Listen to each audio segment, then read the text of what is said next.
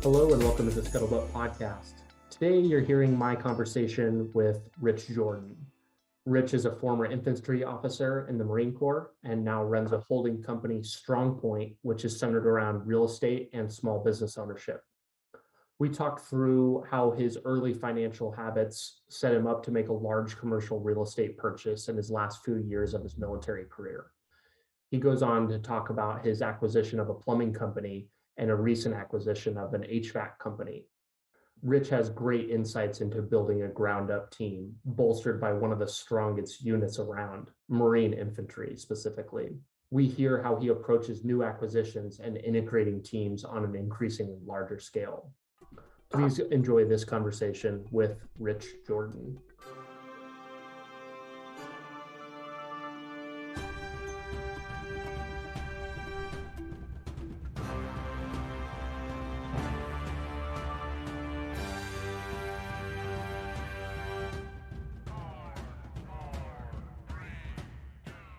Rich, I want to start out by saying thank you for coming on the show. I spent several weeks and I think a little over a month trying to wrangle you into coming on for an interview. Usually that is indicative of a good interview in the works, though. So that means you're busy working on stuff. I'm looking forward to our conversation and talking about your experience and what we can learn from that. You spent 7 years as a Marine infantry officer. Was that on your bingo card of things that you wanted to do in life? Yeah, first, thanks for your patience in wrangling me, Brock. I'm happy to be on here with you, man.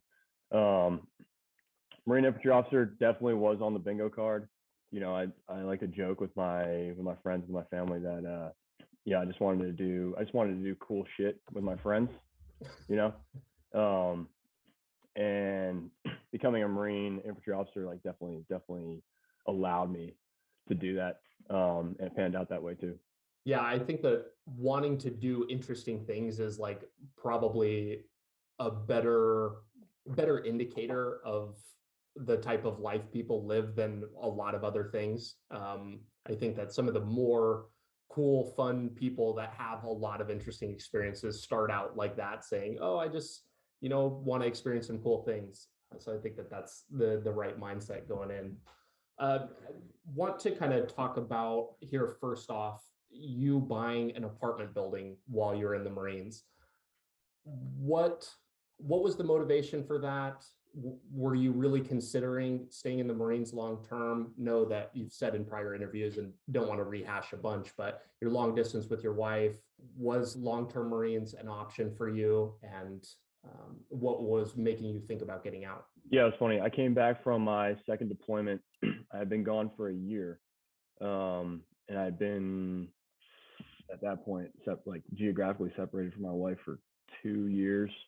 Actually, at that time, this is summer of 2018, I came back like pretty jazzed up on the Marine Corps, and I had like every intention of staying in and becoming a company commander. You know, my wife and I had talked about her trying to match. She's at the time she was a medical student. She's now a surgical resident. We had talked about her trying to match, in San Diego or something, so I could go to Pendleton and be like a company commander of 5th Marines or something like that. So the dream was still alive in 2018, and it just kind of like logistically, it became clear logistically after coming back and like, seeing the distance, seeing how tough it is to match into a residency in California. It's just like, hey, this is a pipe dream. It's not going to happen. We need to figure out what we're going to do. So at that time, I was an instructor in Quantico at the basic school, which is like where new lieutenants learn to be provisional rifle platoon commanders. And I had, taking a step back a little bit, when I entered the Marine Corps, I had this like save every penny, invest, live below your means mindset, because I had this horrible corporate job in like for like 6 months before I joined the Marine Corps, before I went active duty. What was the job, if you don't mind me asking? You don't have to share names if you don't want, but yeah, it was this like global logistics company just outside of New York City, and think like cubicle farm, very like disengaged, very inept management, not enough work to do. Like I was literally like that guy, the main character in Office Space, where like, hey, if I just like stare at my desk all day, like they'll think I'm working. And that's like, I'm not the type of person to be able to like live a life like that. So I had a really tough time there. I left that job 6 months before I came into the Marine Corps, and I spent the rest of the time as like a plumber's apprentice and a bouncer at a local pub, just because I like could not do that job anymore. So, but anyway, I had like at that time I had stumbled across like Mr. Money Mustache and like some of these like personal finance guys, really with the intention of like, hey, I want to make sure I'm shored up enough that I never have to work a job I hate, ever again. I never want to find myself in a position like that. It's like traumatizing, right? And so I came into the Marine Corps and spent my entire Marine Corps career like sharing housing with my buddies, driving like a piece of crap car, having a good time and going out and all that, but just instead of buying the cocktails, buying the PBRs. Right. You weren't driving the Camaro, brand new Right. Camaro at 30% interest. That was not you. Exactly. I avoided some of those pitfalls that a lot of guys make. It's almost a rite of passage, though. So yeah. I'm sure you probably had a couple Marines under you at one point that showed up to work in a car they couldn't afford. Big time. I had a really great corporal who was a squad leader for me. He showed up in like a gorgeous F-350 lifted, beautiful truck. He paid $65,000 for it. I was like, dude, oh man, I almost fell over. But yeah, so I was able to sidestep all of that, all of those mistakes. And basically, I came back from that deployment in 2018. Now an instructor in Quantico, and had a bunch of money in my pocket, right? Combat zone, tax exclusions, hazardous duty pay, overseas housing allowance, all that stuff had kind of added up, and I had banked it all. So yeah, so but at the same time, I had all of my money in index funds at the time, because that's basically how these personal finance guys will kind of tell you to go. And the market had just been like up and down that whole year, and it was like, it was like affecting my mood, like this sucks. Were you like regularly checking it and like kind of monitoring your balance ongoing? And yeah, like just like terrible like behaviors, yeah, absolutely. Mm-hmm. Checking the app on my phone, like, oh shit, I lost $8,000 today, or like, hell yeah, I made $6,000 today. It's just like I didn't enjoy it. So and as I had like accumulated some cash over time, like now those swings are like legitimate now, Mm-hmm. So yeah, I'm thinking about what I want to do with my money, particularly if now I'm like coming to this realization that I probably need to leave the Marine Corps in the next 3 years. So what I want to do, and two things kind of dawned on me, is I want to, if I want to like rapidly increase my net worth, my assets, I need leverage to do it, right? And I need like control. I need to be able I need my hands on the steering wheel, my hands on the levers, and be able to control this stuff. So for me, like as somebody who had no business background, no business education, leverage to me was just real estate, right? Like a real estate mortgage. So so I started looking into real estate, and as I kind of fell down that rabbit hole, realized that commercial real estate is valued significantly differently than what folks like you or I like might be used to, as far as like how a house is valued, right? A house is going to be valued based on the comps on the street, other 3-bed, 2-baths, 2-door garage, 1,200 square feet, whatever, right? Like other houses like that have sold recently, that's how it's going to be valued. You don't necessarily have control over that, right? You could put a gold-plated toilet in your bathroom. It's not going to increase like the value of your house. But commercial real estate very much is like that, where you can drive revenue up via increased rents or fees or increased occupancy, faster turnover, and you drive down your expenses.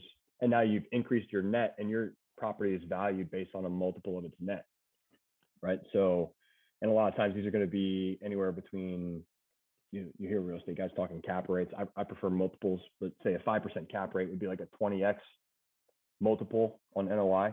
So like for every dollar you drive to net, you get $20 in value on your property, right? So that gets like really really juicy when you put 20% down on a property, and then you start increasing the NOI, and for every dollar you drive, you get $20 back. So it's like not far fetched to double the value of a commercial real estate property, if you're doing things correctly, which is how it worked out for me on my first deal. Well, and you make it sound like really simple, just as simple as, just charge more rent, or, just increase occupancy. Is it, in your experience, was it really that simple? And like, is that maybe the case across the board? I think a lot of, there's probably half the people in the military are like really financially not savvy. And then there's like a portion of people that are.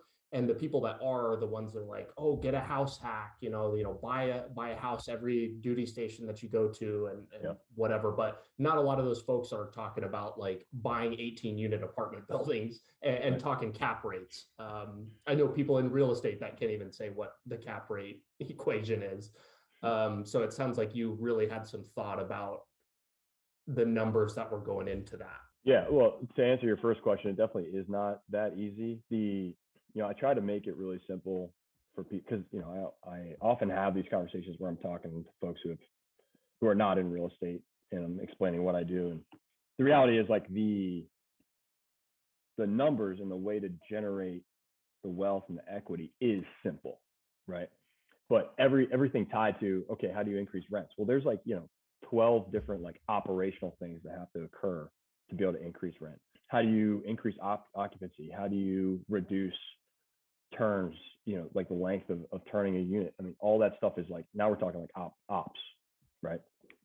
Marketing, ops, aesthetics, all that stuff. So no, it's not that easy, right? But as like a general macro level, it is like, it's a simple endeavor. Your next question was like, how do I kind of get the knowledge? So honestly, man, it's all out there, right? Like I kind of decided, like I said, like I decided I wanted to get into real estate to have that leverage, to have that control. And when I decided to do that, I had no idea of any of the things I just talked to you about, right? The things I just explained to you. But I got it all through podcasts, YouTube videos, those leading to like book recommendations, lurking on Twitter conversations, like, and everything just like, you just kind of like get into this rabbit hole and you spiral further and further down, and you start to learn more and more and more. You come across a term or an idea that you don't understand, you look into that leads to something else, right? And that is like legitimately how I learned everything I know about real estate and largely about small business too. Was there ever a point where you maybe were kind of like trapped in the rabbit hole of information? Because I think I certainly have like caught myself in a lot of different circumstances where I will just sit there and overanalyze and want to read and read and read, and just think that like maybe one more podcast or something that I will like kind of have this breakthrough, and then that will be what I need. Did you ever struggle with anything like that? Yeah, I generally don't suffer from that affliction. It's terrible, man. It's a sickness. Yeah, seriously, like I'm for better or worse, it's worked out okay for me so far, but certainly there are downsides to it. Like I'm very like much action oriented. I can't just sit there and read about stuff and read. I have to like put it to action. So when I was on that last deployment, I decided I wanted to get into real estate like maybe 3 or 4 months before I came home. So that was actually kind of nice. Like it's like, all right, hey, I'm over in CENTCOM. I can't be buying real estate right now. So basically I was like forced into like, hey, like, in your free time, you're just going to read, you're going to listen, you're going to watch. And then I came home like the first week of July, and I was under contract for my 18-unit apartment building the last week of August. And that was like with moving to Virginia, with starting at a new command, all that stuff. Yeah, about 7 weeks later, I was under contract for that 18-unit apartment building.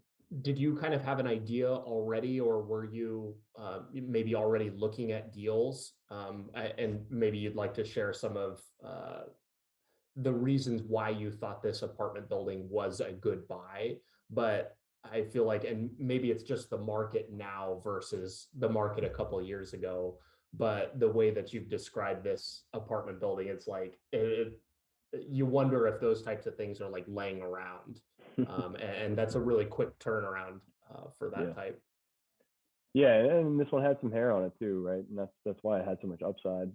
Yeah, I've been looking at deals like anybody else, like just kind of particularly like a new guy perusing. LoopNet is like the big commercial real estate sort of equivalent of like Biz Buy Sell or like Zillow. So I was just like cruising LoopNet, seeing what was out there, requesting information on stuff, just kind of digging in deeper, getting my hands on the like financials for a bunch of different buildings, just so I could like immerse myself, get those repetitions, start to see like patterns or trends, and think about either make an offer on a property or at least like think about what my offer would be.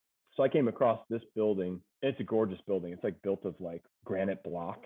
This area of North Carolina has like a lot of granite quarries, and they literally like carted in on horse and buggy like 1 foot by 1 foot by 2 foot granite blocks and built this building out of it. It's like a gorgeous building. It had originally been a hospital, like the it was like a World War One era hospital, like 1915, and it had a fire in the 50s, and then when they kind of retrofitted it, they retrofitted it to apartments in the late 50s. So it's like a really cool building. Obviously, it's got some age on it, got some vintage to it, but it's really cool. It's on a nice piece of property, like rolling like green grassy hills and stuff. It's I'm a proud owner of this building. But basically, like I was looking at, and like I said, like I'm a new guy, but I'm looking at the financials, and I'm seeing like, okay, there's 18 units in this property, and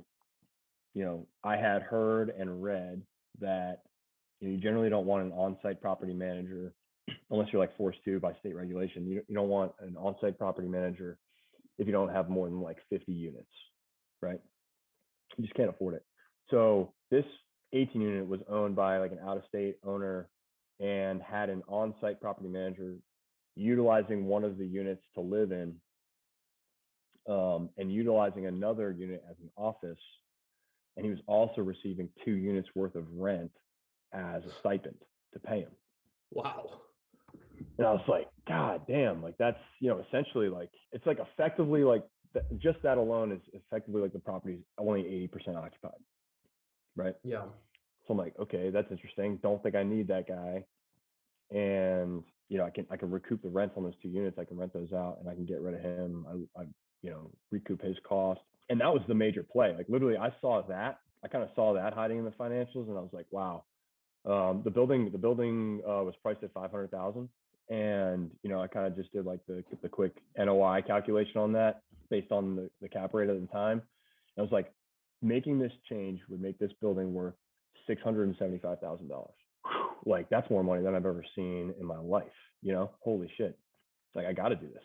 So I didn't even model in like rent growth or anything like that. After I took over the property, it became clear that rents were like 25% below market, in some cases 50% below market for some units. And that's what like really drove the value once I started bringing rents to market.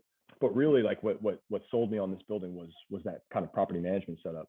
Just realizing like, hey, I can drive like $12,000 a year more to the net operating income of this building, and that's going to net me equity value of like $140,000, $150,000, $160,000, which like obviously was very enticing to me. And because I saw that, and maybe because I was naive or overeager, I was willing to pay asking price for that building when there were like 4 or 5 other like professional, like syndicator investors going after that building. And all of them were like very disciplined, focused strictly on like the historical rents, the historical expenses. And they were only willing to pay, like $375, $425. I didn't give a shit about any of that. I saw what the building could be worth and I was willing to pay for it. So that's obviously like a slippery slope. I wouldn't necessarily recommend that to anybody, but at the same time, there's like a balance. You got to understand like what things are worth to you versus what they've been worth historically. So that was why I went for that building and why I won the deal. Well, and talk about a margin of safety. I mean, you've got you maybe not even knowing anything about the market rents or whatever, but like that's an ace in the hole, like literally right off the top. And then everything else is just kind of all these extra things that can kind of like stack on top of each other.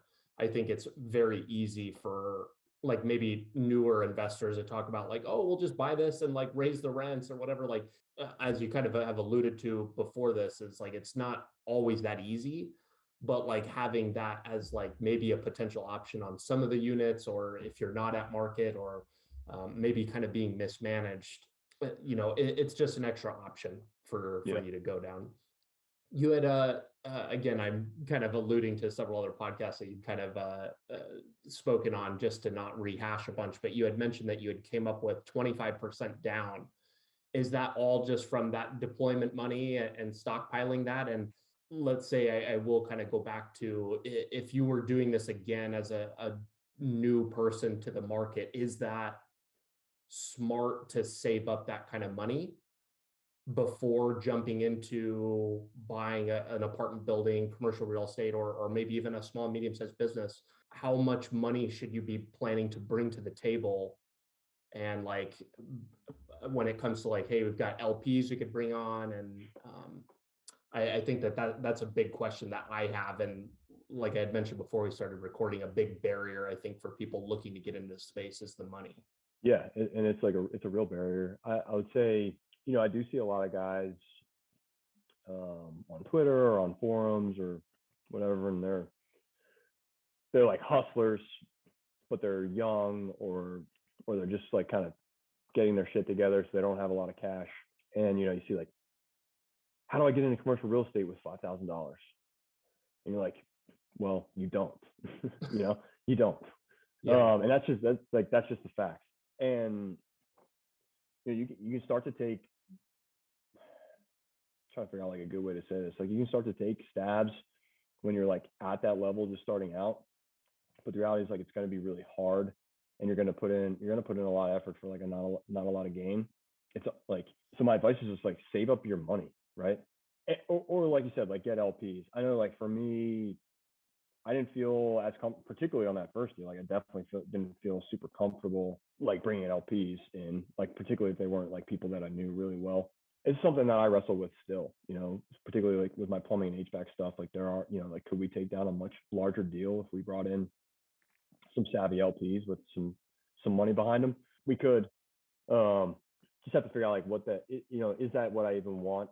But yeah, so to answer your question, I mean, we originally, I kind of got the loan commitment letter for that apartment building, and they wanted 20% down, and I felt comfortable with that. As we went through and had like property inspections and appraisals and whatnot, the bank sort of like rescinded back to 25%. So now we're talking, 125,000 down, right? And then another, like 20,000 in closing costs. So like 150 grand all in. That I did not feel as comfortable about. So at that point, I was trying to figure out like where, kind of where to get that extra 50. And I called up my brother, my younger brother. So at this time, I'm 27 at that time. My brother was 23, and he's a Naval Academy grad. He was like a ensign in the Navy, right? Like brand new ensign in the Navy, maybe 6 months in the fleet. And but he had that career starter loan, and he had been saving up his money at the Naval Academy too. So he basically sent me every dollar he had. Wow. You know what I mean? Yeah. And so for that, he got he got a third of the building. He owned 33% of it, and I handled it all. I mean, he's essentially an LP. That has worked out really well for him. But yeah, I'm still thankful to him to this day for taking the flyer on me. But yeah, it worked out really well. But that's basically, I mean, you need the cash. You either need the cash yourself, or you need it from people around you or from LPs. But to the extent that you're willing to like be patient, be somewhat patient, wait a couple of years and put like some real cash to work instead of like trying to put 5,000 to work, the upside correlates as well, when you put more money to work on larger deals.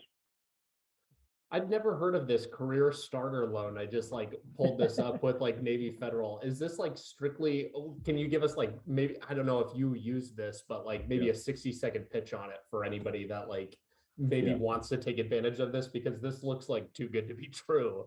Yeah. So the really short summary on this is that this is why you see second lieutenants and ensigns showing up in Camaros and Corvettes and brand new Jeep Wranglers. This is why, right? Because they can get, I think it's like 25 or 30 grand at like, I think for uh, like for me, it was like maybe like 2.9% interest or something. But for like a Naval Academy grad, it's like something crazy. It used to be like 0.75% interest. It's literally like free money. So I didn't take all of it.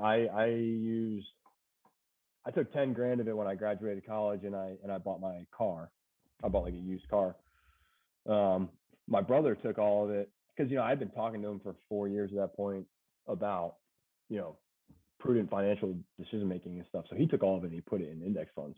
So that's why he had like 50 grand sitting around, you know, a year after graduating the Naval Academy. But yeah, so it's literally like because the Navy Federal and USA, they know that you have a steady job for at least the next 4 years, right? As like a newly minted officer. They know what your salary is going to be. They know what your benefits are. You know, they know what your kind of like credit risk is. They're willing to give you like 25 grand. Yeah, I'm seeing here on Navy Federal's website, it's 2.99% right now, which is still stupid low. I can't even imagine under 1%. That's crazy. We'll have to keep that. That's probably one of those things that's not talked about very much because we don't need anything like furthering the divide between enlisted and officers because that would definitely continue to drive that wedge. Yep. That's super funny.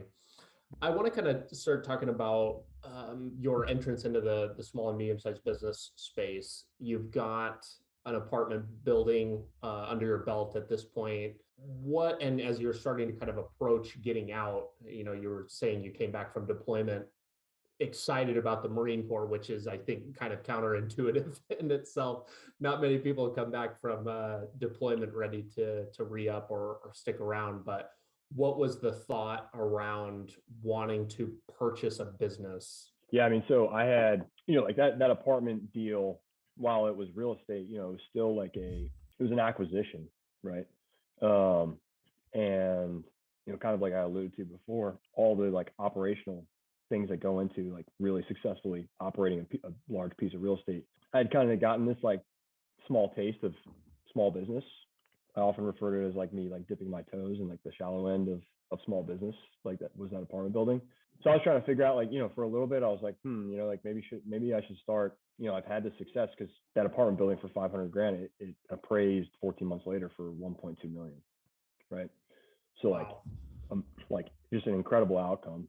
And we cash out, refinanced it, and took that cash and bought another 32 unit apartment building. After I got out, a couple of months after I got out, we acquired that 32 unit, which I just sold it. Is the money that you took away from that, is that kind of like floating you from like getting out to getting into this next kind of phase? Sort of. You know, the cash flows from that apartment building in the 2 years that I was still in and owned it kind of allowed me to aggressively bank my salary. You know what I mean? So I was basically like my living expenses were covered by the apartment building. So I kind of built up my stack again in those 2 years. And then actually like extremely frustrating thing about that cash out refinance of that apartment building, because this is like 2 or 3 months before I got out, was the lender put a covenant in the loan documents that said I had to use the proceeds. Basically, the proceeds had to sit in escrow, and I had to use them for future real estate purposes. I couldn't use them for any other purpose, which was like super frustrating for me, particularly at that time in my life when I'm about to get out of the Marine Corps. I'm trying to buy a business. I've got like, you know, several $100,000 sitting in an escrow account that I can't touch. You know, yeah, I'm still pissed off about that because I would have been able to buy a much larger business. You know, it ended up working out, but yeah. So I mean, I'm thinking like, do I, you know, we've had the success with the apartment building. Do I start like one of these like boutique syndicate investment firms, that a lot of guys do. It seems like one's popping up, every 5 minutes. That wasn't as interesting to me because I don't think I'm really wired to be just a real estate investor. I enjoy doing the deals. I enjoy the urgency behind getting the deal done, and so like the first 90 days of getting a building, stabilized. But just like sitting around for like 18 months, waiting for the property to season so you can refinance and stuff, like I don't have the temperament for that, right? So I really love like leading people, and that's like where I've been successful, right? That's why I went into the Marine Corps. That's why I joined the infantry. And like some of the experiences I had in the Marine Corps were like on both sides of the spectrum. Like both showed me that I didn't want to be part of a large organization, right? So I probably wouldn't do well, or I wouldn't enjoy like working for an Amazon or a Johnson and Johnson or a Boeing or something. So that's out. And where I like the moments where I was just absolutely like euphoric in the Marine Corps, and this is why I came back from that deployment so high on the Marine Corps, was like when I was on a small team, with a lot of autonomy, figuring it out, just responsible for like the morale and the training and the like the survivability, the lethality of my guys, right? So when I had that like full autonomy and responsibility, that's where I was just like, this is awesome. This is what I want to do. So to me, small business like fit that bill, Mm-hmm. So, and then I was like, all right, and I really did think about my first thoughts around that were, all right, so I got to find a small business to like go work in and be like a, try to be like a GM or something like that.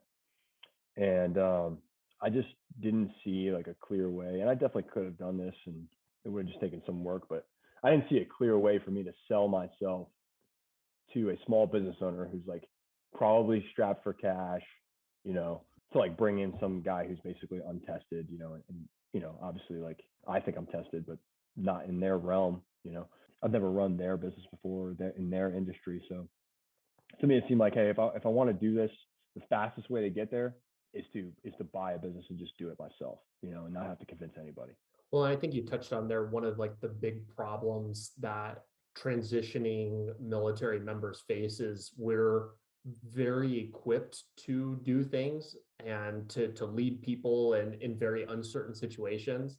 And that's kind of what small business really is. But I think that there's probably a large group of these small business owners that think that, they've been in the industry or been in plumbing for 30 years and think that just you have to have that experience to like you won't be able to cut it unless you have that, when in the reality is I don't think that that's really the case. It's more responsiveness, being able to act quickly and make a decision quickly that's well thought through, with a strong care for your people, which is really everything the military leadership summed up is. Yeah, you're 100% spot on. It's a problem across small businesses everywhere.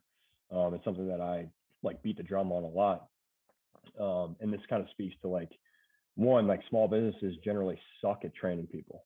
They suck at training. They suck at boiling their business down to brass tacks and being able to train somebody on that, which makes it extremely hard to recruit, right? Because they're looking for these unicorns that not only are stellar operators and great with people and great managers, but also happen to be stellar operators and great with people and great managers in their very specific niche industry, right? Like that's who these small business owners are looking for.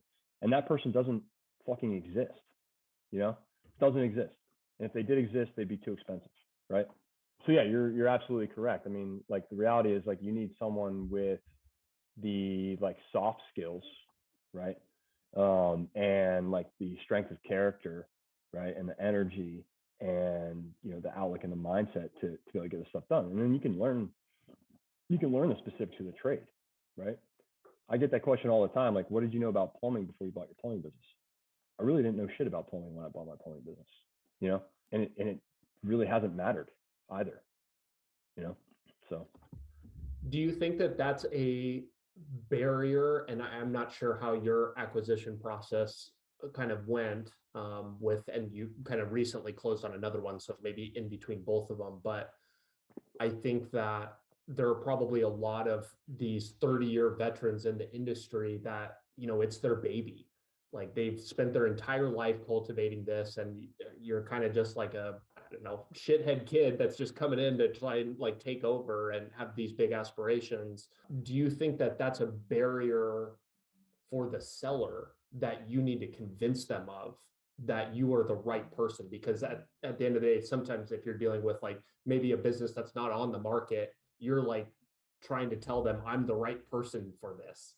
Did Yeah, you have to overcome that in either of your acquisitions? definitely the first one.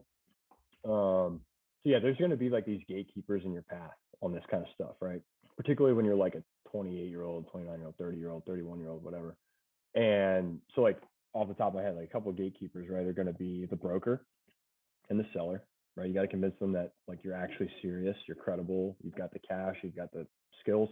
The lender, right? That's a big gatekeeper. You got to convince them that you've got the skills, that you're not going to like go bankrupt. Those are real barriers. But what I'll say too is that like particularly for some of these like small businesses, that they know better than anybody how hairy their small business is, all the skeletons like in the closet, all the dust under the rug. And you being like a young, energetic guy, like willing to just come in and figure it out, like sometimes you just have to convince them that like you're crazy enough to do it. You're crazy enough to do it, and you've got a big fat SBA loan like coming their way at closing. Sometimes that's enough, because if someone was savvier, like they probably wouldn't do it. Like if I knew what I knew now, I wouldn't have bought Guarantee. I would not buy Guarantee today, where it was when I took it over, right? Because it was a mess, But crazy ass Rich Jordan, circa 2020, hey, fuck it, let's go.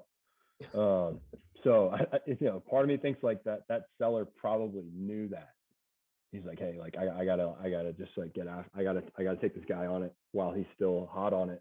So yeah, now so that dynamic has changed significantly for me now, right? Like now I can point back to like my track record in the plumbing and HVAC space.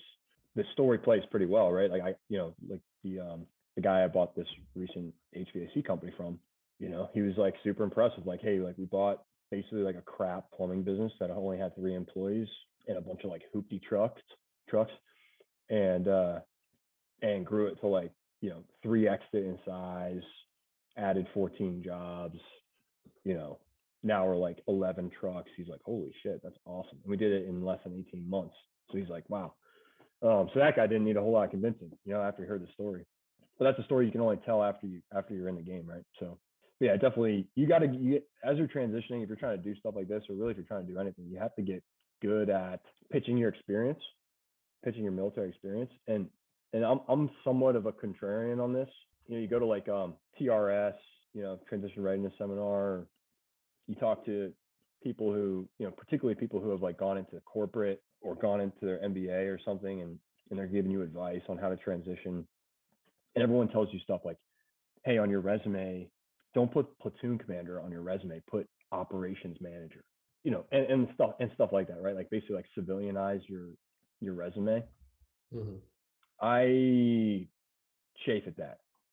I think that's bullshit. I think like, yeah, sure. So maybe like, Sharon and like, Johnson & Johnson's HR department, like not going to know what a platoon commander is. And maybe you should put operations manager on there. But otherwise though, like when you're talking about your experience, own your experience.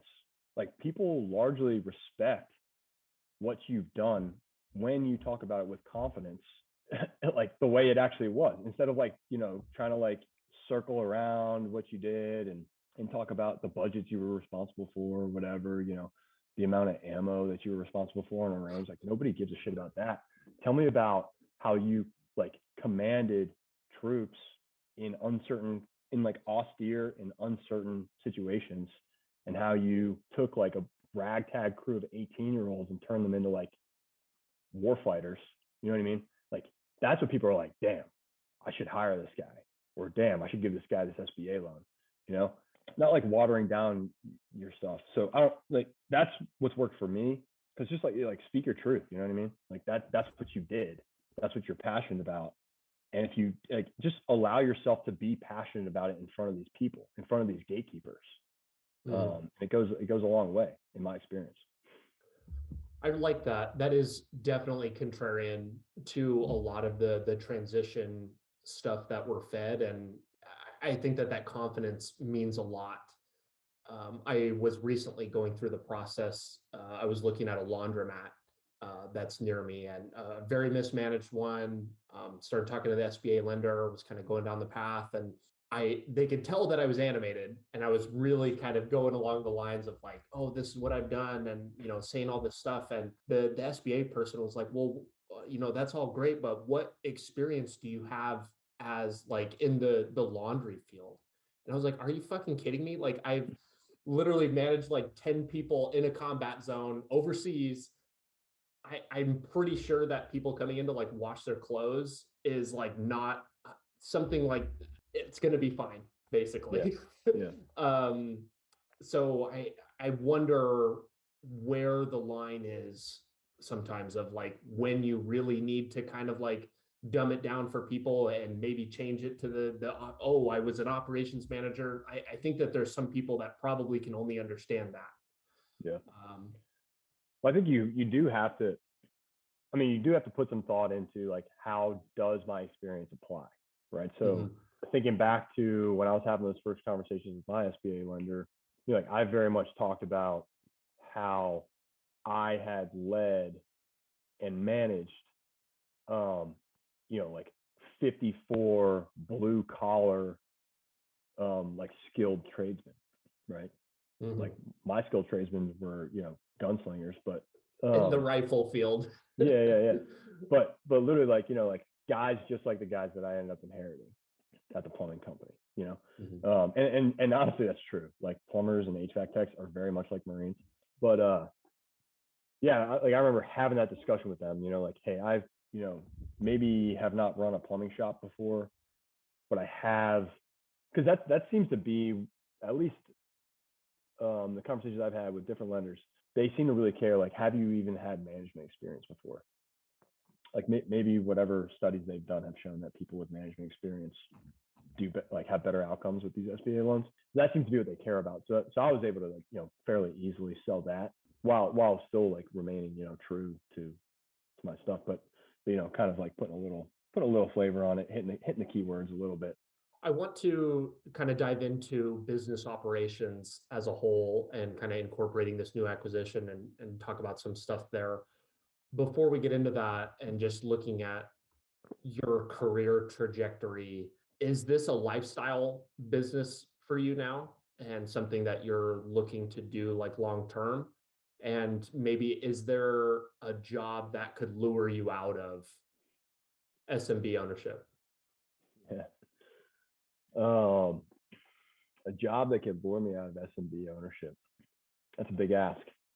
I would say, okay, so my first inclination is like, no, there's not a job out there that could lure me out, but I guess that's not true. So what would that look like? It would look like I'd have to be solving like a big, challenging problem, right? I would have to be the head of my own team with a lot of autonomy. I would have to have my compensation tied directly to my performance or like the results of my team's performance.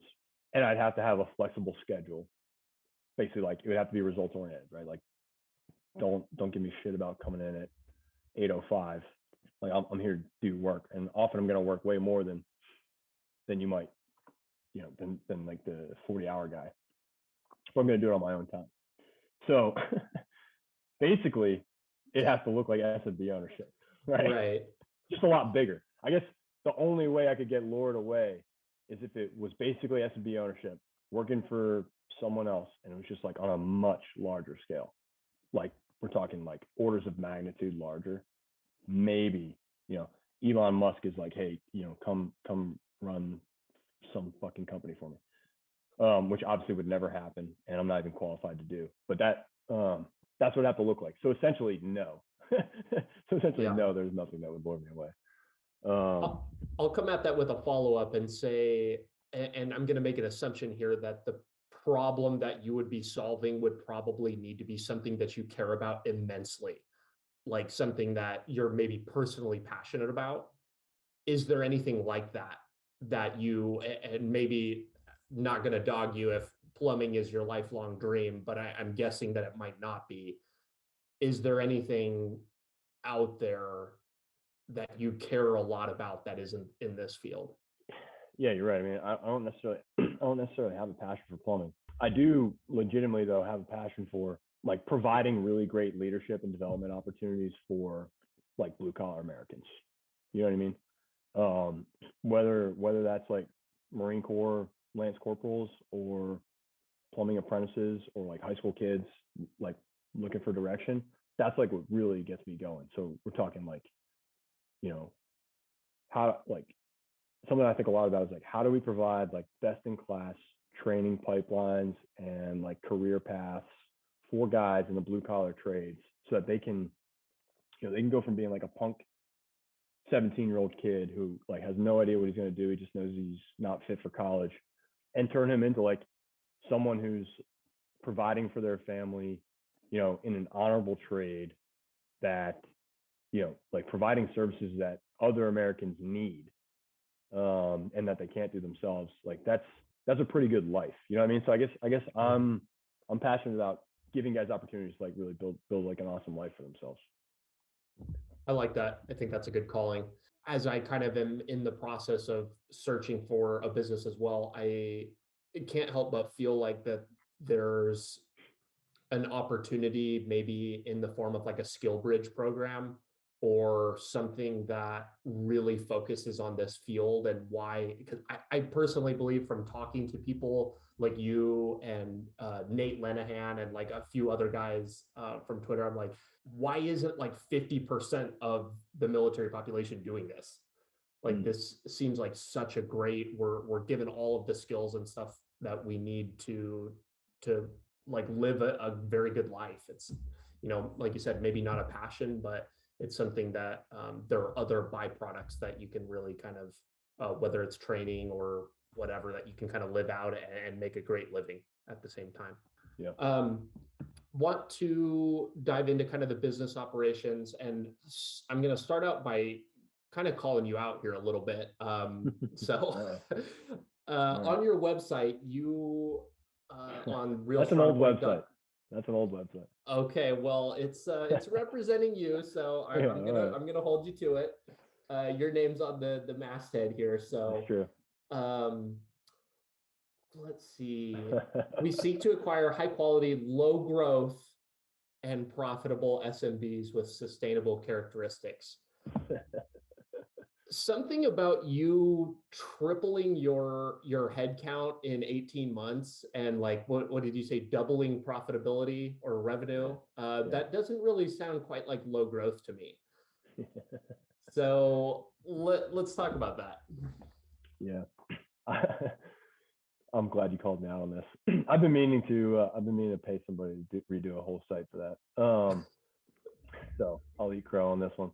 But basically what that is, man, is that is that blurb is a byproduct of, if you go find 12 searchers and go look at their like little one-pager websites that they probably have, they all say the same shit, right? They literally all say the same shit because we all read How to Buy a Small Business, the HBR guide to how to buy a small business, right? Or we all read The Messy Marketplace, or we all read you know, Buy Then Build, right? And like these are like, hey, don't call me out here because I'm reading Buy Then Build right now, I'm getting close to finish. So so maybe you recognize some of that wording there. But it's literally a straight page out of chapter 2 on your one sentence statement on I'm looking for this type of company, this industry. Yeah, so there's a lesson there, right? I mean, you know, obviously like, I was able to close on my business, but at the same time, like you look at that website, you look at like where that, you know, so I guess that's where my mind was, you know, in 2020. It's like not differentiated at all, you know. It's not differentiated from any other searchers out there. So I think like now like we've got our legs under us, and now like I think it probably even says like Strongpoint Management Group on there. Where now we're Strongpoint Services. We're actually like an operating parent company that supports these different operating companies that we have, and we've got what I think is like a pretty good vision for that, and like that should all be on the website instead. So we got a full rebrand coming, but yeah, like so anyway, yeah, I guess the call out taken. I certainly do, like, I love going into like fairly stable companies that kind of have a turnaround element to them, not like a turnaround in like the true sense, like where they're like facing bankruptcy or something, but like where there's just like a lot of upside in pulling on operational levers, and that can lead to like revenue growth very, very quickly at the small size. um so yeah, I mean, that's kind of like the flavor that I like, and that's what we've pursued. So was that the case with the plumbing business? Did you kind of come in and say, oh, we're not doing all of these things, and it was just as simple as starting to do those? Was it sales and marketing? Was it hiring, just a matter of hiring more people? What were those operational levers that you were pulling first and foremost at the with the plumbing business? Yeah, originally it was like, and this is, well, I'll make the point and then I'll come back to this, but originally it was all capacity expansion and efficiency, right? So like hiring guys, making them more efficient, making sure their trucks were stocked. So like we just had like a lot of wasted time. So literally, like, we took over in September of 2020, and this company had historically fairly like stable, had done between $90,000 and $100,000 a month in revenue, right? Like never really any big jumps above 100,000. In October of 2020, 1 month later, we did 160,000, right? Like that's not any additional marketing. That's not any like sales, no advertising. That is literally just increased capacity and increased efficiency. That's it. What does that look like for maybe people not in the home service space, and I'm certainly not? What is increasing capacity and efficiency of like a skilled trade? What does that mean? I'm not going to let you get by on the jargon here. Yeah, sure. I mean, so increasing capacity is literally like more technicians, right? And then like efficiency is, talking about making sure that they can do more jobs in a given period of time, right? So like, for instance, like my guys they had these like trucks, these box trucks that were filled to the gills with shit, disorganized, and so they'd be on a job and they need a part. It's actually probably in their truck, right? But then they would jump in their truck and they go drive 15 minutes to Home Depot or to Ferguson Plumbing Supply, and then go pick it up, right? The warehouse that we had, the 1,200 square foot warehouse, was like filled with junk vehicles, and like literally like the entire floor was covered with Home Depot buckets filled with old iron pipe fittings, like rusty iron pipe fittings. Like, so you couldn't even get to there were shelves on the wall. You couldn't get to them because there's 100 buckets full of steel or full of iron in your way. Mm-hmm.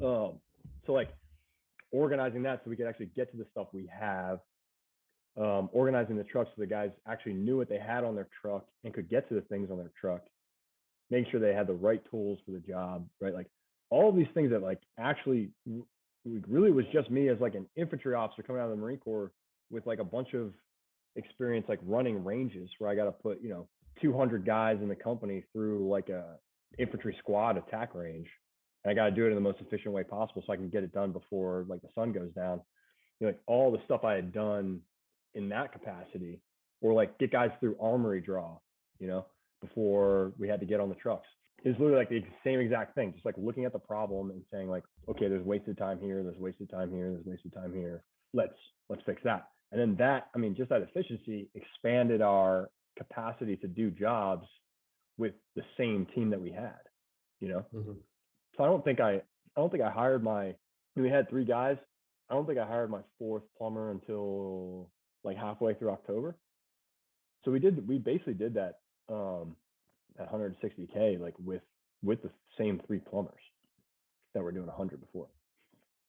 That's really incredible. And I think that serves to highlight how big of an opportunity there is in the SMB space generally. Like if you can, increase your revenue 50% month over month just by cleaning up the shop like that. Do you think that that's the state of a lot of the SMBs? A lot of people are talking about this, the next $1 trillion wealth transfer or whatever, like all these SMBs that are going to be sold in the next 10 years or whatever. Are a lot of them falling into categories like that, do you think? Definitely, particularly at that size, like at that small end of the size, like obviously like a 60% revenue increase in 1 month, like sounds wild. But at the same time, it's only 60 grand, right? Like for me to increase my revenue 60% now, would be like several millions of dollars, so it'd be like a lot harder to do at at like slightly larger size. But definitely at that small end, like you get in, get into a small company, like, yeah, you can absolutely drive 50% revenue growth in 6 months. That's like completely feasible, because a lot of these small businesses are held together with like bubble gum and fucking paper clips, so you start to actually like put some meat on that thing, put some gas in the tank, and like you will see immediate results very often. Was that 60 grand that you made in addition, is that all coming straight down to the bottom line? Because, you said that you hired an additional person midway through October, but a lot of those improvements, it sounds like, weren't even really, like you said, just kind of an efficiency thing, but not buying the parts that you might need because you already have them. That should have fallen straight to the bottom line, no? It did in that month. But those first like 2-3 months, like I was working like 120 hours a week, like doing a lot. So while I did make like a shitload of money in that first 2 months, we had to like rapidly start hiring for positions so that like, I wouldn't like die of an aneurysm or something. So then like, that started going towards overhead instead. So I'd say like most of that fell to the bottom line in that second month. And then over the course of the next like 3, 4, 5 months, it got eroded away as we built out the team, which obviously like that sounds like it sucks, but it's also, it's great because you basically like you increase this like you increased revenue. Yeah. Okay. You got a nice pop in the bottom line for a little while, but then you basically like built the back of this company on that revenue, and that's what we were able to do. So, by the time, so we started with 3 guys plus me. By the time we were 6 months in, we were probably at 12 people, Wow. Yeah. Well, and like you said, that build out is so important because with 3 people plus you, there's literally only so many hours in a week.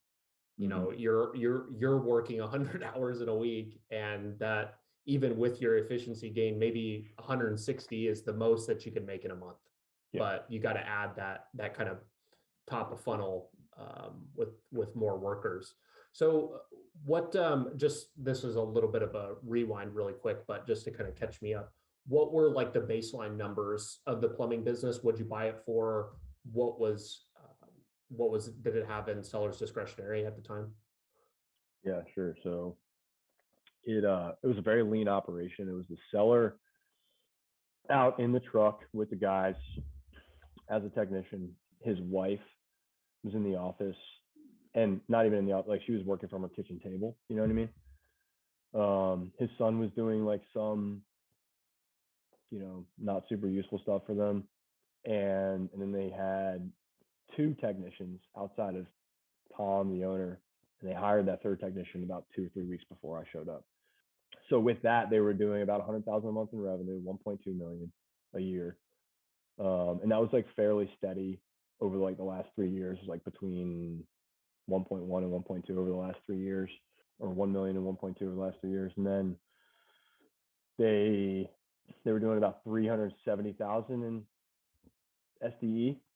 So, basically like a 30% margin, net margin.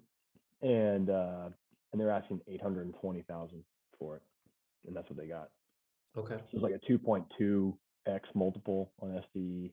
Obviously, like a very high net margin, and that's the thing. Like with these companies, like running super lean, and it's like where I was the month after takeover, right? I'm making a shitload of money, right? I'm making a ton of money. My net margins are through the roof, but I couldn't pass that business off to anybody else, right? I was the only one that could do that, and I wasn't even doing it well, right? And I'm running myself, ragged. So that's basically what these people were doing, but they were doing it for 20 years, you know? Right. So the reality is when you start to come in and actually build a real business, like you're not going to hit that 30% margin on that plumbing company. You're not. And we don't right now. But we do a lot more revenue than them, you know? So yeah, that was like the baseline numbers. One of the things that has steered me away from home services business in my search is the people element, which you've talked about a lot, not just in the S&B space, but in terms of like your leadership and like what you care about, what you think is important. You need trained, licensed people, and you're also working, if you're in the Northeast, it's an area with like really heavy union activity. I don't know if that's something that you encounter, but I want to talk a little bit about the importance of people in your business.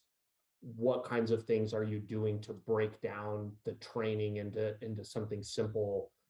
You talked about people not being able to boil down what people are doing for work into really simple things.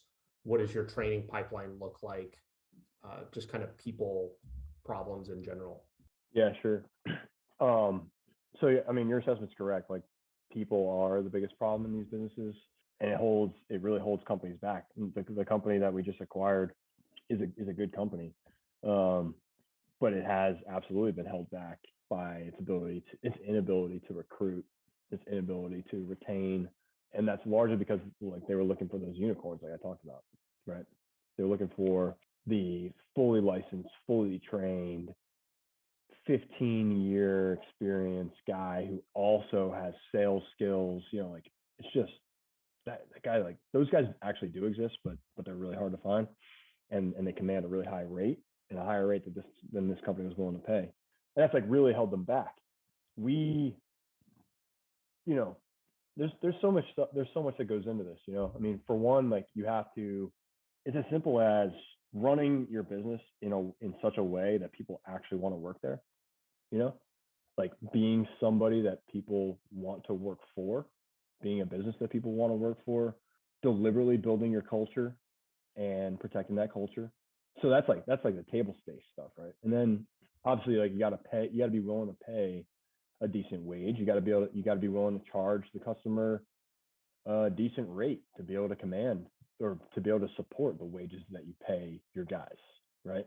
And then as far as training, it's mostly, we're still actually building out like a robust training program, like a multi-month, multi-year kind of training pipeline that, like a young kid or a guy could come in and you could basically like show him, point him to the poster on the wall and say like, this is like the route that you're going to take over the next 24 months. So we're still building that out. But a lot of it's also like just like clarity around what's needed. Things like checklists and rituals and meeting cadences and guidance. So, like we do one-on-ones with like the service manager does one-on-ones with his technicians every single week, right? So that like there's this constant like focus on development and improvement and feedback.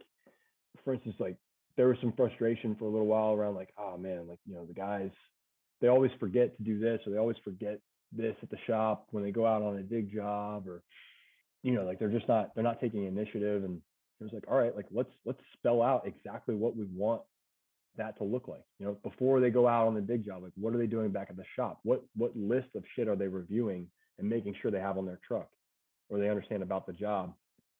When they get to the job site, what are they doing to protect the homeowner's property, or to get things set up, or to get ahead of the problem, or talk the customer through the job or whatever? When they're cleaning up, what are they doing? When they get back to the shop, what are they doing? So we like literally built that out, and then lo and behold, like we don't have those frustrations anymore, right? Because like, hey, like follow the process. I think some guys are hesitant to do stuff like that, and I was too, because you feel like you're like you're kneecapping the people that work for you, you know, like you're taking out their autonomy, or you know, you're treating them like a robot. The reality is, like, the more guidance that you give people, the more comfortable they feel actually like exercising their own autonomy within their box.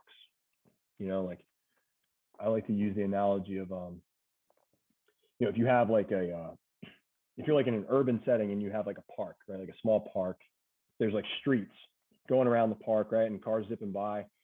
Like, all the kids are going to like stay like glued to the jungle gym, and all the parents are going to be helicopter parenting the whole time because they don't want their kid to run into traffic, right? But if you put a fence up around that park, like, now, like, the parents are going to relax, the kids are going to be like running around playing freeze tag, having a great time. And then they know they can run all the way up to the fence. They can even like run into the fence, and they're not going to run into traffic, right? So that's like what we've tried to build that at Guarantee, and now at Sanford, the new company, and you know, seemingly working pretty well. Mhm. You've posted a couple funny Twitter threads that I think speak to your work in building culture within your company. You talked about like carrying a water heater under the house with one of your guys, and then at your new place, like painting a wall so simply as just trying to do something that makes the lives better for people that are working for you. I like the idea of the processes and the checklists, and I think that former military people are kind of, we gravitate towards that way because we're so used to that. I worked in aviation, and it was like we have a freaking manual for everything, and it's like this is the exact step that you need to do this in. At what point do those checklists become just bureaucratic? Like, when is the right time to implement those, and when isn't? When is it just adding more red tape? I know for me, like, yeah, sure, like there are a lot of like processes and checklists in the military. I think it kind of pushes guys like us away from it, actually, right? Like, Mhm. initially, like when I left the the Marine Corps, it was like, you know, I don't want to build that, right? And I didn't necessarily have to build in the military. It was given to me, you know, in some cases. So yeah, it's like I had to like ultimately do a reset and say like, hey, you know, that stuff that I did in the Marine Corps with the processes and checklists, hey, that was a good idea. Like, maybe I should go ahead and do that. But you know, a lot of times this stuff is welcomed because it's the people on the ground that are feeling the pain and frustration and friction of not having that stuff in place every single day, right? I only feel the frustration of it when the problems bubble up to me, right? But that technician who's going out on 4 or 5 calls a day, like, he feels the friction of whatever it is on that specific call 5 times a day, 5 days a week, right? I mean, like, it's just like, so when you give that guy a system or a tool or a process or a checklist that makes his life easier, like, a lot of times I've found it's actually quite welcome. How do you keep it from being bureaucratic? I mean, you have to me, like, a bureaucratic checklist is one that's like sitting in a binder collecting dust, like on the shelf in the corner, you know?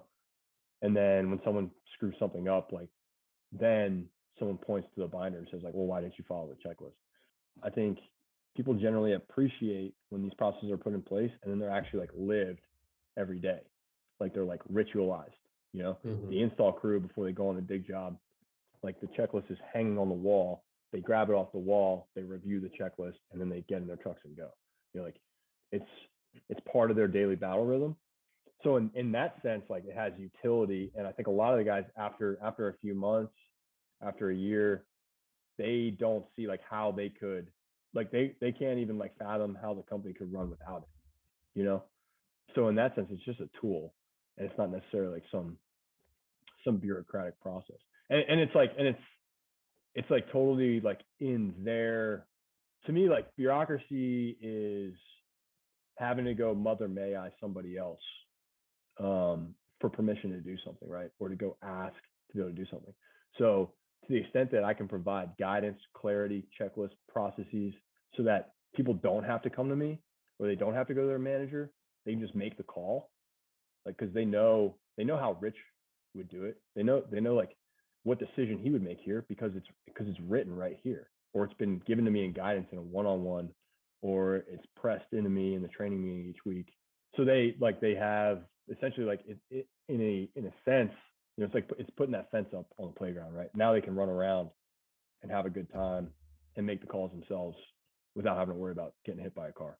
I like that idea of pushing the authority down and empowering your people to kind of make the decisions that they don't have to kind of wonder about or come and bug you about, and allows you to focus on bigger and better problems.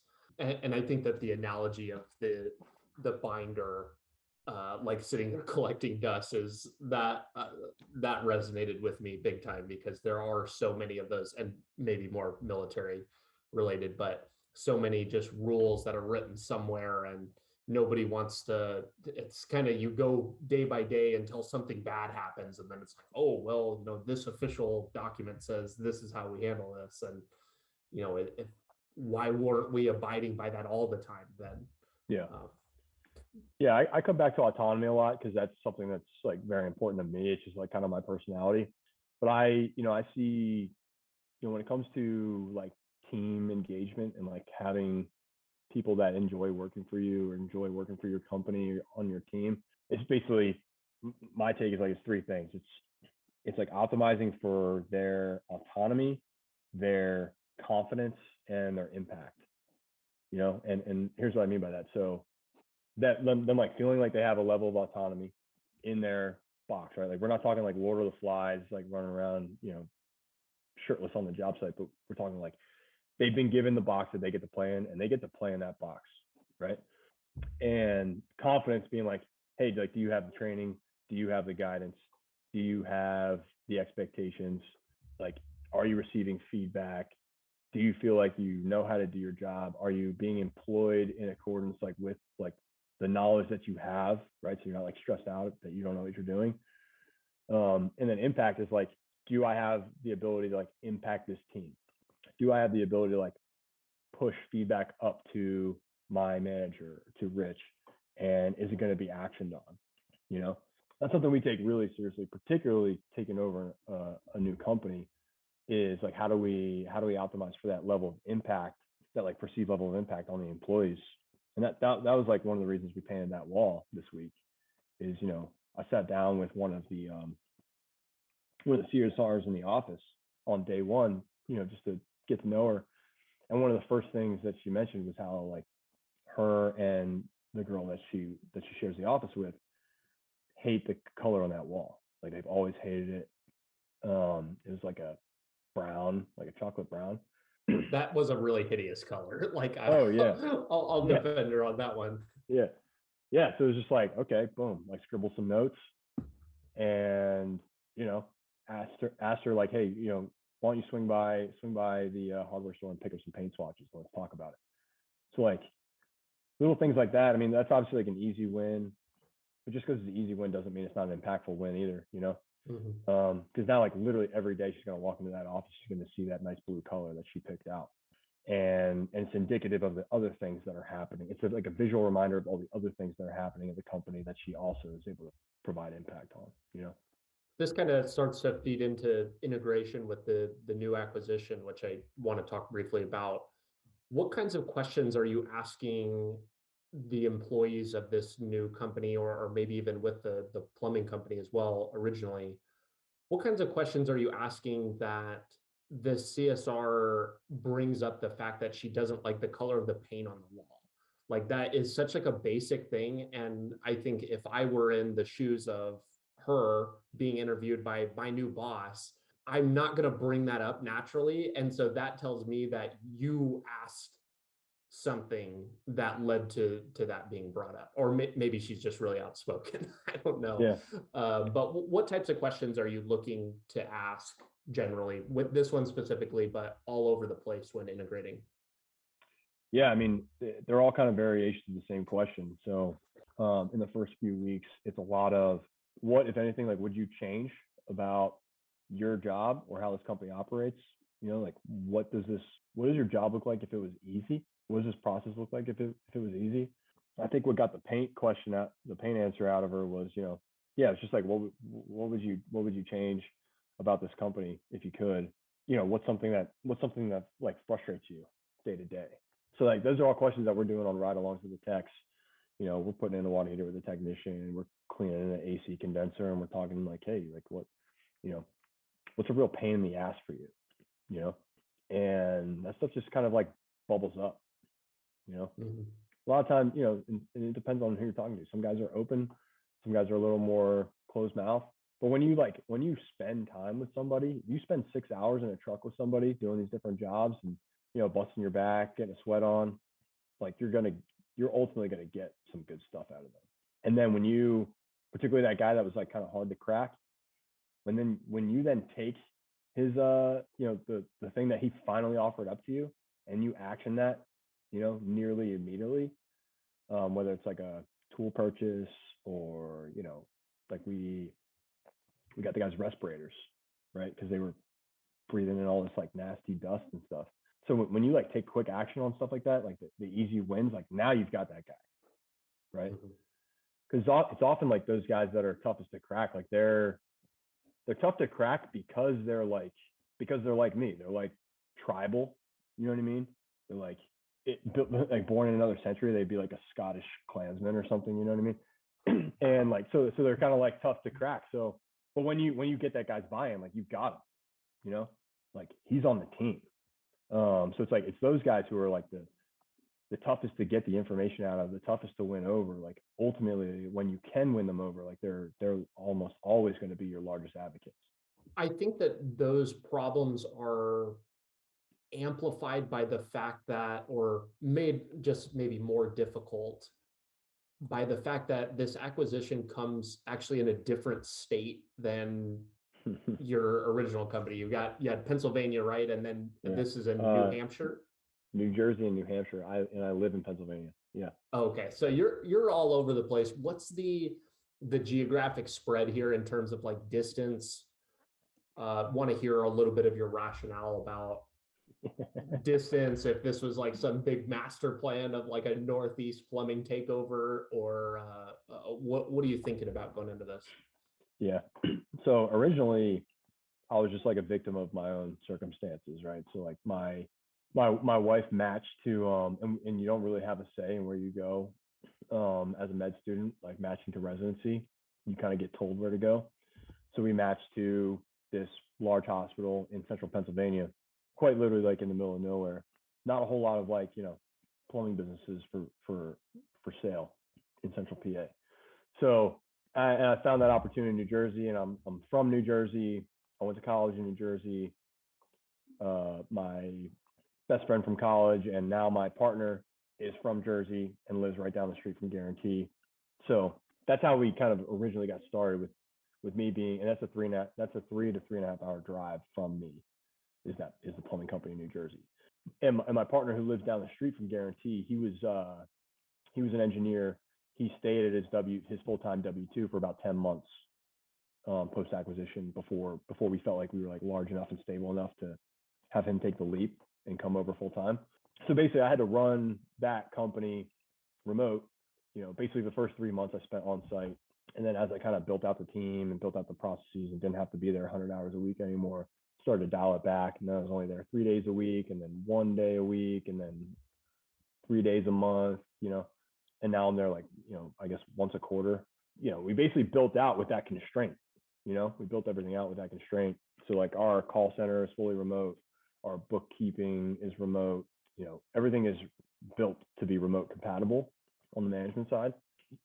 Like strictly, like honestly, just because of my like life situation. And then we realized like, hey, like we've got this like pretty badass like remote capability now. So we could feasibly open up our aperture outside of New Jersey. We don't need to buy, if we're going to roll up somebody or bolt somebody on or do a platform acquisition, like it doesn't need to be in our backyard. We could do this, really we could do this anywhere. Right. And the only like constraint is like basically my own tolerance for travel, which is obviously very low. Yeah. So yeah, the New Hampshire deal fell in our lap. I mean, TJ is my partner. TJ and I went to an event in Minneapolis, like a plumbing and HVAC event for business owners. It's for like business planning and stuff. It's like this organization we're a part of. It's like a training thing. And we ended up like spending a couple days at the same table as this guy who was, in his 60s and had owned this HVAC company for 40 years. And, we got to talking with him, and he was pretty impressed with our story and everything. And we started talking about an acquisition. So that's how this fell in our lap. So it's like, oh shit, like this is in New Hampshire. That's a 6.5 hour drive for me from Pennsylvania. lucky for me, I had, fortunate in around Labor Day weekend last year, so 2021, I decided that I really hated driving to New Jersey. The 3.5 hour drive, I just like hated doing it. So I started working towards my pilot's license, and I purchased a plane in December, so like 4 months ago. So now I have the capability to fly to New Hampshire instead. So instead of a 6.5 hour drive, it's like an hour and 40-minute flight from like door to door. There's an airstrip like 10 minutes from my house. There's an airstrip 10 minutes from the HVAC company. And I can get to Guarantee Plumbing. I can get to Guarantee Plumbing in like 40 minutes. That makes life a lot easier. So now instead of having to like devote a week, because if you're going to drive 6.5 hours, you kind of want to spend a few days somewhere, being away from my wife and my house and everything. Now I can fly up in the morning, fly back in the evening. I am driving to New Hampshire right now. I'm actually in New Hampshire. I'm on an Airbnb. I've got this Airbnb booked for like the next 5 weeks for transition. But yeah, post like transition stabilization, it'll be flying up to New Hampshire. Much more tolerable. Very cool. That sounds so exciting. Was the pilot's training and certification, was that fun? It's kind of been something that's on my mind recently for unrelated reasons, but it sounds like a lot of fun. Yeah, it's awesome. Honestly, it's really challenging. Really? It's like very rewarding, very challenging. Particularly when you start soloing and you're like flying this plane on your own and you're like a young junior pilot, there are plenty of opportunities to like scare the shit out of yourself, which I think is like healthy to be like a grown ass man and still having things that like scare the hell out of you. So I've really enjoyed the pilot training. Want to kind of close out with some larger, maybe kind of tactical questions about the acquisition. You said it fell into your lap. Was there or is there ever a right time for the next acquisition? And how did you know that you guys were ready to take that on? I think it comes down to like your own bandwidth, really. Like TJ had come on full time in July. I had basically passed off, call it like general manager responsibilities to him. He was running the day to day. And he's like fully immersed in that. It takes a lot of his attention. And we're working to alleviate that for him so that we can kind of pull him up to the Strongpoint level soon.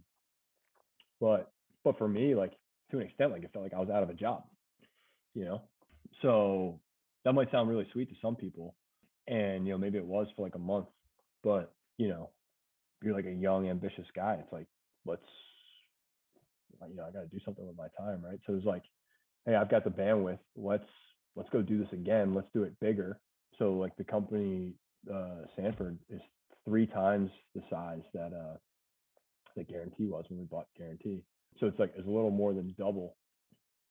It's a little more than a doubling of what we're doing, right now. So, totally worth the effort, and I've got the bandwidth. So like, let's go for it. So yeah, I think you have these, hopefully you have these kind of ebbs and flows where you're like sprinting and resting and sprinting and resting. So you kind of like, it definitely would not have made sense for me last year to do what I'm doing right now with this acquisition. And I've tried to warn guys about that too, because there's a lot of guys on Twitter that are like, they're very much like sharing their thought processes, and as they're going through their first acquisition, they're 1 week post acquisition, 1 month, 6 weeks, and they're kicking around the idea of buying a second company like right then. And it's like, don't do that. Like seriously, do not do that unless you're much larger. Like your first company was like a $10 million company, has like a bunch of management, like a whole robust team, and you've got the bandwidth already. Sure. But if you're buying like a $1 million company and you're like hooking and jabbing every day, and you think you're going to be able to go through like a deal process and transition another company, like forget it. you're gonna get your teeth kicked in. It's like a really bad idea. So for me, it was like get to a point where we've like grown, we've built out the team, we have people like responsible for the different functional areas of the company now. I basically, feel myself like my role is changing. I've got a lot more bandwidth, and where I can add value is in doubling the size of the company. I got a really good question on Twitter from Tim Ludwig. Have to give him a shout out.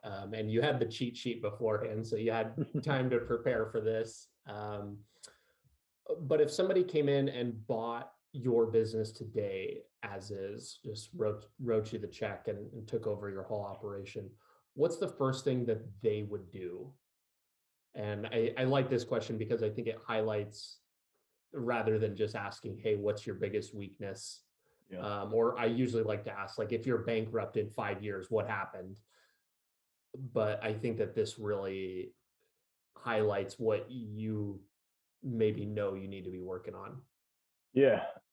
All of the things that come to mind for this question, I can like proudly say we're actively working on right now. I think if someone savvy came in and bought my businesses, like home service, B2C businesses that I have, they would immediately, come to the conclusion that like a dedicated marketing effort by someone who owns that and is responsible for that is probably immediately needed, right? And we didn't have that guarantee. It's basically like me and my call center manager. We didn't have other responsibilities. We'd be doing that, if we would even do that. And we didn't necessarily need the work, right? But if you're trying to grow, you certainly do need the work. So like essentially like a director of marketing on the team, and that's someone we've actually just brought on last week. So maybe that's me cheating a little bit. That's me like patting myself on the back. Processes around purchasing and inventory tracking. Like you have this like decentralized model where you essentially have like I've got what I got now, like 25 trucks. Those are like 25 little mini warehouses rolling around your different service areas, right? And they've got like our plumbing trucks have like $9,000 worth of material and tools on them, or just material on them. Your ability to like track that is super important. One, just like for your financials, for your accrual accounting, for and then also like we mentioned earlier, like for your efficiency to make sure you guys have what they need.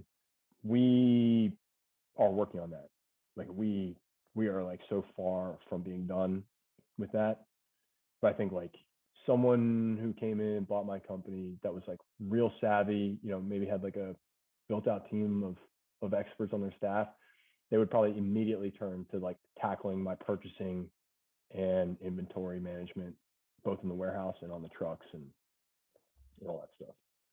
Is that an opportunity that you see widespread in this industry? Yeah, definitely. I mean, most of these companies suck at it. Like Is that just because there's no software that does it, or is it because, I don't know, it's there and just people don't want to do it? There's plenty of software to do it. We're looking at some of them as a solution right now. But even like, even with these software solutions, you can't just like install it on your computer and it's done, right? Like you still need somebody to manage it. You need somebody to set it up. And like setting it up means going and counting all your shit. And a lot of business owners like aren't willing to do that. Or they think they plumbing can't. too, there's a lot of fittings that need to be counted, and I'm sure nobody's really lining up to do that. Definitely. And it's changing every day, right? It's changing every hour because your guys are consuming stuff every hour. So that's like the excuse you'll get from these business owners when they say, well, we haven't done it. The reality is like you just gotta rip the Band-Aid off and do it. Organize the warehouse, organize the trucks. That makes it a lot easier to count. The problem is a lot of these spaces are disorganized. And then you just do like a recurring count of them, right? And like true up the software. Maybe you've got like a scan in, scan out thing going on so that it's auto updating the quantities. But that's like where we're moving. And I think once we have that like playbook set, we'll be in a much better spot when it comes to that stuff, which will allow us to, make sure we're only keeping the things on hand that we like actually consume, and we're replenishing the stuff that we consume as well. Like right now I've got, I like in this warehouse that I just took over, we like don't have enough of the stuff we need to do the jobs we often do. And we have a shitload of stuff that we don't need, that literally is like just caked in dust because it hasn't moved in a year. I'm literally just walking around the warehouse looking for stuff with dust on it. I'm like, okay, I know we don't need those fittings anymore because we haven't used them in 2 years. Yeah, like I said, I imagine in that line of work, there are so many little tiny pieces of everything, and constantly changing is probably difficult to keep track of everything. Yeah. I'll need to follow up with you in 6 months and see where you're at on that. See if anybody's hopped in line to count. Do you have any heroes? Anybody look up to? Any mentor or some other people to check out, or if you're reading anything, inspiring or interesting? I'm reading a really good book right now, The Culture Index. Or no, shit, not The Culture Index. That's something else I use. What is it? Culture by Design is what I'm reading. Good book. I'd recommend it. Who's that by? Ooh, I forget the guy's name. I've got it on the table here behind me, but it's a good book about David Friedman. David Friedman, yeah. It's a good book about basically like how to communicate and execute on a culture in like a deliberate and systematic way, instead of, basically just like kind of being, just like getting the culture that's handed to you, or getting the culture, every company has a culture, whether it's like deliberately focuses on it or not, so this is like how to like deliberately drive the culture that you desire. And it's actually like quite actionable. It's not just like pie in the sky bullshit. Mm-hmm. Gotcha. I'll have to check that out. I think you're the second person that's actually recommended that on this show, I think. Nice. So I might really need to read it. Yeah, it's good. It's good. My last and final question for you is for you to explain why the Navy is the best branch of all of them, and we'll get it recorded here. So there's evidence and proof, and then we can take our separate paths. I'll tell you, I've actually got a lot of love for the Navy. My dad was a naval officer. My brother is a naval officer for the next couple months here. And I grew up going to like Navy football games and Navy wrestling matches and stuff. The Navy is like a big machine, man. It's pretty amazing. I didn't do like a float. I didn't do a MEU as a Marine, but when I did, I got out on the aircraft carrier in the Persian Gulf, the Teddy Roosevelt, and I was just like awestruck by like the sheer power that a branch of the Navy has, right? I can say the same thing for like the Air Force too, honestly. I went to the Combined Air Operations Center in Qatar. That thing's like the fucking Death Star, It's like a bunker in the middle of the desert, and it's like an anthill. It's just full of like majors and captains and E8s and stuff, and they're all just like tracking and targeting targets all over CENTCOM, Iraq, Syria, Yemen, Afghanistan. It was just incredible to watch. And that was like when I felt like, wow, like this is American military power right here, Yeah. So I got love for those services, man, but I'm of course like a big fan of like the nimble rifle infantry platoon, out in the desert, out in the woods on their own, like figuring it out and sustaining themselves and meeting the mission and figuring it out. Yeah, I will fully admit that there's like some big power behind those other branches, and it's pretty cool to see. Yeah. Well, now you're continuing your love for being out in the trenches and surviving on your own and doing it out in the real world. I think that's super cool, and I think that you set a great example for people in the military and wanting to kind of pursue this path. Rich, thank you so much for coming on. This has been great. I really enjoyed this. Yeah, Brock, thanks. This is a fun conversation, man. Look forward to talking to you again. Thanks so much for tuning in today. Your listenership helps me better educate people like you and the rest of our nation's military, both past and present, on building a successful life outside of military service. If you're looking for more ways the top vets are leading more effective lifestyles, building businesses, and using the resources designed specifically for you, Press here for a selection of some of the best clips. Be sure to like this video and subscribe to the channel to stay up to date, and I will be talking with you soon.